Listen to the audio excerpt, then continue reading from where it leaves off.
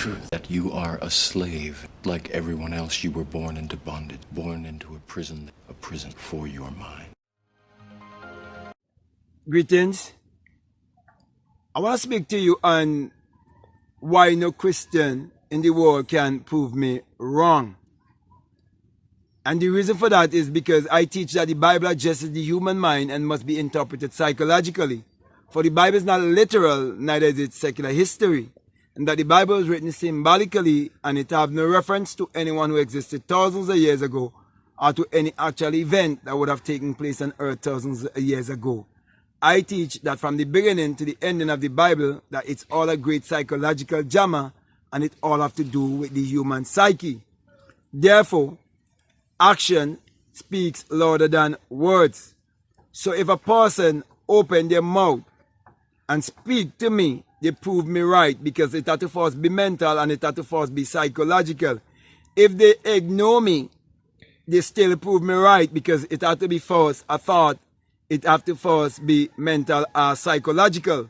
So in other words, there can be no action that was not first a thought. For every action is the expression of a thought. And a word is a thought expressed.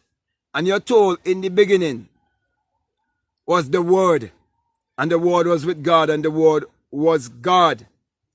Therefore, I am saying to you that it's all mental and it's all psychological. And that everything is in your perception. And that you are the perceiver beholding the perception. And that you are the creator beholding the creation. So how could you prove me wrong? When you speak, it would be mental or psychological. Or anything you do or anything you say, you'll just be proving me right. So, unless a person can literally walk on water, or literally turn water into wine, then there's no other way that they can prove me wrong when I say that the Bible is not secular history. Let me come here to a close by saying this. No one can prove the divine law of reproduction as being wrong. For the divine law of reproduction is right here for everyone to see. And the divine law of reproduction is that every seed and every species must and will always reproduce after its own kind. And there's no way you can plant pumpkin and reap watermelon, because whatever life that is in the seed, that is what it would bring forth. Therefore, if there was a man 2,000 years ago with special powers, and he now resides in you in the form of spirit, and life and spirit are one, therefore you must bring forth that same life.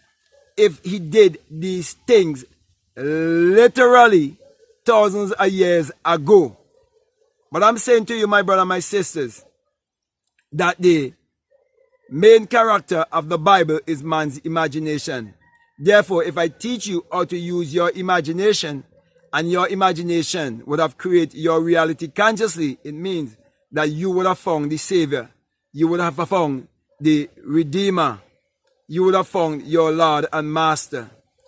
And you would have discovered that you are the Lord and Master of your destiny and that you can create your reality consciously.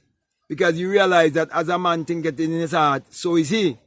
You will also realize that it is your own thoughts that is creating your reality and creating your personality. Therefore, you will accept the Bible as your spiritual autobiography that must be interpreted psychologically.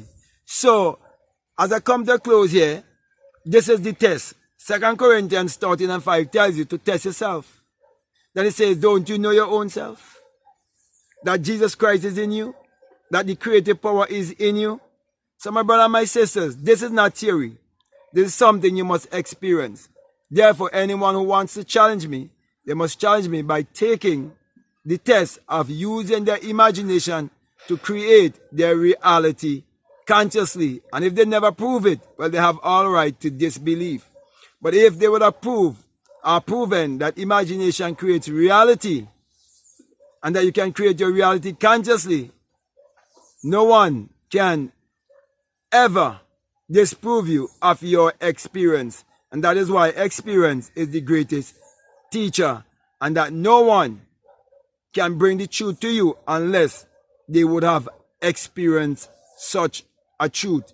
And that is written right there in St. John chapter 3. You must become a witness. The messenger and the message must be one.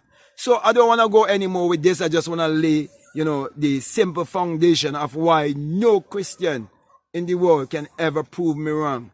And why none has ever and can ever prove me wrong when I say that the Bible is a book of mind science. It is not a religious book. So with that being said, my brother, my sister, I want to thank you very much. And I want to say, if this is the very first time that you listen to me and what I'm saying, it makes sense to you, it really resonates with you, and you haven't subscribed already, I'm encouraging you to subscribe, to like, to comment, or to share this video. Also, if you haven't started following me as yet on Instagram, you can follow me on Instagram at Black Mad Guru.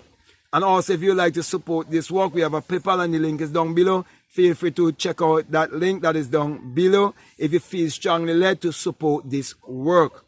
Also, we have a Patreon, and if you would like to be a patron and that platform, it is available for you. Also, I have a course there called the Inner Sun Science and Technology to Create Your Reality Consciously, or the Inner Sun Engineering to Create Your Reality Consciously. It's for people who are donating at least $20 or more, and it's all about aligning you with the sun, which is actually the light, the God that is within you. So feel free to check it out, my brother and my sisters, if you feel strongly led to do so. So with that being said, I want to say peace, love you all, I'm out.